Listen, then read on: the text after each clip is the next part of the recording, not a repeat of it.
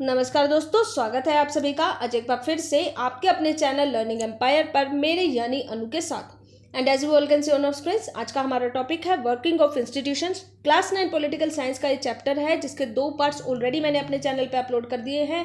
And now we are talking about part 3 in which we will discuss about the powers of the parliament. So without any further delay let's start. बात करते हैं दोस्तों powers की। तो जब हम parliament की पावर्स की बात कर रहे होते हैं तो हम मेनली लोकसभा और राज्यसभा की पावर्स की बात कर रहे होते हैं। आज हम ये पता लगाएंगे कि लोकसभा ज़्यादा पावरफुल होती है कि राज्यसभा। कैसे पता लगाएंगे, 2 अलग अलग टॉपिक्स को हम डिस्कस करेंगे।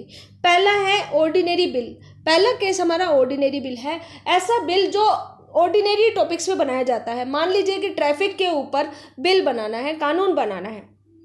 तो जब अगर ट्रैफिक के बारे में कानून बनाना है तो कानून बनाने से पहले पार्लियामेंट में एक ड्राफ्ट पेश करना पड़ेगा, उसको बिल कहा जाता है। और क्योंकि ये ऑर्डिनरी ड्राफ्ट है इसलिए इसको ऑर्डिनरी बिल बोला जाएगा। ऑर्डिनरी बिल जो है दोस्तों राज्यसभा या लोकसभा दोनों में से किसी में भी पेश किया जा सकता है। ठीक है, ऐसी कोई कंपल्सन नहीं है कि इसको सिर्फ लोकसभा में ही पेश किया जाएगा या राज्यसभा में, नहीं। तो दोनों में से किसी में भी इसको पेश किया जा सकता है। दूसरी बात यह है कि दोनों हाउसेस के द्वारा इसको पास होना ज़रूरी है, तभी जाके ये बिल जो है कानून बनेगा, अदरवाइज नहीं बनेगा। अब मान लीजिए राज्यसभा कहती है बिल तो पास होके रहेगा, लोकसभा कहती है नहीं जी बिल पास नहीं होगा, हमें पसंद नहीं आया है। अब इसमें क्या हो जाता है कि डिस्प्यूट ओकर हो जाता है। जब ये डिस्प्यूट ओकर होगा तो बीच बचाव करने कौन आएगा? हमारे देश के राष्ट्रपति। राष्ट्रपति क्या कहेंगे कि एक ज्वाइंट सिटिंग होगी आप दोनों की, यानी लोकसभा और राज्यसभा दोनों की ज्वाइंट सिटिंग होगी और लास्ट में वोटिंग होगी। उस वोटिंग में जो जीतेगा उसी की बात मानी जाएगी और फिर डिसाइड होगा कि कानून बनेगा या नहीं बनेगा। तो ठीक है, ज्वाइंट सिटिंग होती है और इस ज्वाइंट सिटिंग की अध्यक्षता कौन करेगा? लोकसभा का स्पीकर करेगा। कौन करेगा? लोकसभा का स्पीकर। ठीक है, अब मान लीजिए दोस्तों ज्वाइंट सिटिंग में डिबेट हो गई, सब कुछ हो गया, अब बारी है वोटिंग की। अब वोटिंग में कौन जीतेगा? कॉमन सेंस की बात है। राज्यसभा में कितने मेंबर्स होते हैं? 250 के आसपास, 250 मेंबर्स। लोकसभा में कितने मेंबर्स होते हैं? 545। तो अब जिसके पास ज्यादा मेंबर्स होंगे उसके पास ज्यादा वोट पड़ेंगे। तो अब आप सोचिए कि कौन जीतेगा। अगर ज्वाइंट सिटिंग होती है तो किसके फेवर में फैसला जाएगा? राज्यसभा के फेवर में जाएगा कि लोकसभा के? कॉमन सेंस की बात है कि लोकसभा के पास मेंबर ज़्यादा है इसलिए लोकसभा ही जीतेगी, राज्यसभा नहीं जीतेगी। तो finally most of the times क्या होता है दोस्तों, ऑर्डिनरी बिल के मामले में जब डिस्प्यूट ओकर होता है और ज्वाइंट सिटिंग होती है तो सिर्फ और सिर्फ लोकसभा की बात मानी जाती है, राज्यसभा की नहीं मानी जाती। तो इस तरीके से हम ये देखते हैं दोस्तों कि अगर डिस्प्यूट ओकर ना हो तो दोनों बराबर हैं, लेकिन अगर डिस्प्यूट ओकर हो जाता है तो अपनी मेजोरिटी के कारण लोकसभा के पास ज़्यादा शक्तियाँ हैं। ये तो हो गया ऑर्डिनरी बिल। अब बात करते हैं स्पेशल केस की, यानी पैसों की, यानी मनी बिल की। तो मनी से रिलेटेड कोई कानून बनाना है तो उसको मनी बिल कहा जाता है। मनी बिल जो है डील करता है जनता के पैसे के बारे में। तो जनता जो टैक्स भरती है उस टैक्स को किस तरीके से इस्तेमाल किया जाएगा, कहाँ कहाँ पे इस्तेमाल किया जाएगा, इसके बारे में मनी बिल में सब कुछ लिखा होता है। तो यानी कि मनी बिल बहुत इंपॉर्टेंट बिल है और इसको सिर्फ और सिर्फ लोकसभा में ही पेश किया जा सकता है। इसको राज्यसभा में इंट्रोड्यूस नहीं किया जाएगा। अगर इसको इंट्रोड्यूस किया जाएगा तो सिर्फ लोकसभा में, इसलिए लोकसभा बहुत ज़्यादा पावरफुल होती है। लोकसभा में मनी बिल को इंट्रोड्यूस कर दिया गया और अगर मान लीजिए लोकसभा से ये बिल पास हो गया, उसके बाद क्या होता है कि ये बिल जो है फिर राज्यसभा में जाएगा। राज्यसभा के पास अब क्या होता है कि 14 दिन का समय होता है। इन 14 दिनों में राज्यसभा या तो एक्सेप्ट कर सकती है या डिनाई कर सकती है या फिर चेंजेस कर सकती है।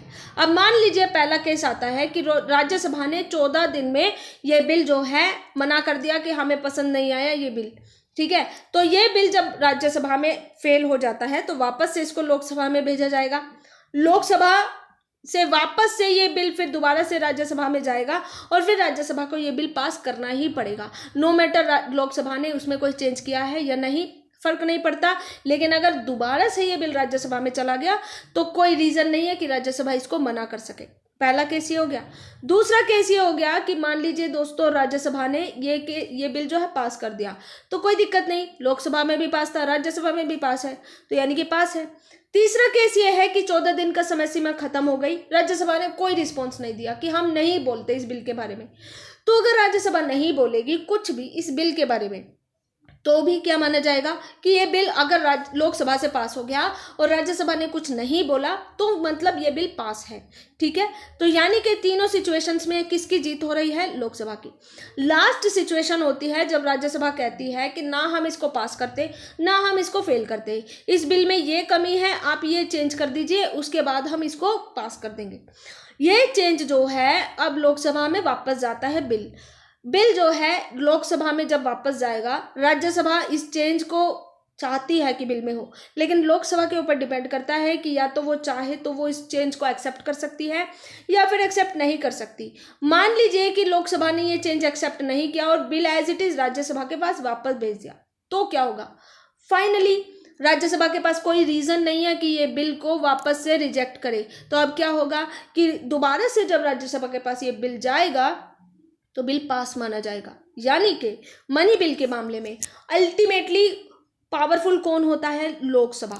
अब सवाल ये है दोस्तों कि लोकसभा के पास इतनी पावर क्यों होती है? हमने ऑर्डिनरी बिल के मामले में भी देखा लोकसभा ज़्यादा पावरफुल है, मनी बिल के मामले में भी देखा लोकसभा ज़्यादा पावरफुल है। तो लोकसभा के पास इतनी ज़्यादा पावर क्यों होती है? पावर इसलिए होती है दोस्तों कि लोकसभा जो है लोगों की सभा होती है। इसमें जो मिनिस्टर्स होते हैं वो डायरेक्टली चुने जाते हैं लोगों के द्वारा। जब इलेक्शन होता है उस इलेक्शन में हमारे जैसे आपके जैसे आम लोग भाग लेते हैं और हमारे ही द्वारा ये लोग चुने जाते हैं।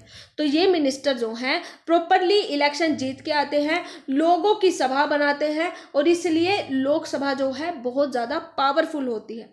दूसरा रीज़न ये भी है कि लोकसभा जो है डायरेक्टली रिप्रेजेंट करती है भारत की आम जनता को, और भारत की जनता जनार्दन है, इसलिए उनके द्वारा बनाई गई सभा भी जनार्दन है। इसलिए राज्यसभा के पास कम शक्तियां होती है, लोकसभा के पास ज़्यादा शक्तियां होती है। इसी शक्तियों की वजह से एक और कॉन्फिडेंस बिल है, एक और बिल है दोस्तों जो लोकसभा में पेश किया जाता है। इसको बोला जाता है नो कॉन्फिडेंस मोशन। मान लीजिए दोस्तों कि हम लोगों ने एक ऐसी सरकार चुनी है जिसको काम नहीं करना आ रहा, यानी कि दुनिया भर का भ्रष्टाचार कर रही है ये सरकार, एक के बाद एक गलत फैसले लिए जा रहे हैं। तो इस हिसाब से क्या होता है कि सरकार जो है वर्दी नहीं है। अब क्या होगा कि क्या 5 साल तक हमें यही सरकार झेलनी पड़ेगी? जी नहीं, बीच में इस सरकार को बदला जा सकता है। कैसे? नो कॉन्फिडेंस मोशन के द्वारा। तो जो पार्लियामेंट होती है उसमें 2 तरीके के लोग बैठते हैं, एक होता है पक्ष, दूसरा होता है प्रतिपक्ष, जिसको विपक्ष बोला जाता है। तो यानी कि पक्ष वो होता है जिसकी सरकार होती है और विपक्ष वो होता है जिसकी सरकार नहीं होती है। तो होता क्या है दोस्तों कि अगर विपक्ष ये देखता है कि सरकार के द्वारा अच्छे से काम नहीं किया जा रहा है तो विपक्ष नो कॉन्फिडेंस मोशन जो है लोकसभा में पेश कर सकता है। कहाँ पे? ये सिर्फ और सिर्फ लोकसभा में ही पेश होगा। जब ये नो कॉन्फिडेंस मोशन पेश होता है तो इसका मतलब ये है कि हमें अपनी सरकार पे यकीन नहीं है, ये सरकार काम करने वाली नहीं है, इसलिए इसको खत्म कर देना चाहिए, सरकार को अपने पोस्ट से इस्तीफा दे देना चाहिए।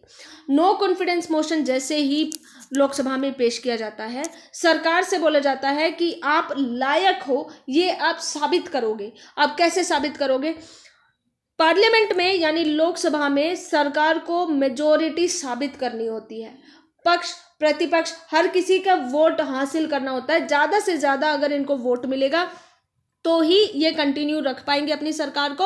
अगर इनको वोट नहीं मिलते हैं और ये फेल हो जाते हैं अपनी मेजॉरिटी साबित करने में, तो फिर प्रधानमंत्री क्या है, ये अपना इस्तीफा दे देगा। और जैसे ही प्रधानमंत्री इस्तीफा दे देगा, बाकी मंत्रियों को भी मान लिया जाएगा कि इन्होंने भी इस्तीफा दे दिया, यानी सरकार गिर गई। तो इस हिसाब से दोस्तों नो कॉन्फिडेंस मोशन जो है सिर्फ और सिर्फ लोकसभा में पारित किया जाता है। और नो कॉन्फिडेंस मोशन सरकार के ऊपर सवालिया निशान लगाता है कि क्या आप सरकार बनाने लायक भी हो या नहीं। ठीक है, और अगर मान लीजिए जनता से भगवान ना करे गलती हो जाए, गलत सरकार चुन ली जाए, तो फिर उसको सुधारने का एक मौका नो कॉन्फिडेंस मोशन के द्वारा मिलता है। तो अभी तक जो हमने डिस्कस किया वो सब कुछ मैंने यहाँ पर लिख दिया है, चाहे वो ऑर्डिनरी लॉ हो, चाहे वो मनी बिल के बारे में हो, और चाहे वो नो कॉन्फिडेंस मोशन के बारे में हो। एक बार इसके बारे में भी देख ले। जितने भी काउंसिल ऑफ एक ही काउंसिल ऑफ मिनिस्टर होती है, इसको कौन रेगुलेट करता है? लोकसभा। जिस पर्सन के पास ज़्यादा मेजोरिटी होती है, यानी कि आप इधर देखिए दोस्तों, ये जो व्यक्ति है इसके पास इन सभी नेताओं का सहमति है कि हाँ आप हमारे नेता बनेंगे। तो नेताओं का नेता प्रधानमंत्री होता है। तो जिस व्यक्ति के पास लोकसभा में सबसे ज़्यादा मेजोरिटी होती है वो व्यक्ति प्राइम मिनिस्टर बनता है। अगर Lok Sabha members no confidence show करते हैं तो उनको फिर क्या देना पड़ता है, इस्तीफा। और जैसे मैंने बताया कि राज्यसभा का इस केस से कोई लेना देना नहीं है, इसलिए राज्यसभा इस केस में बीच में आती ही नहीं है। तो ये था दोस्तों आज का सेशन। उम्मीद करती हूँ आज के सेशन से आप लोगों को कुछ ना कुछ सीखने को मिला होगा। इफ यस तो do like, share and subscribe our channel and press the bell icon for more updates. Most importantly stay home, stay safe, god bless you all. जय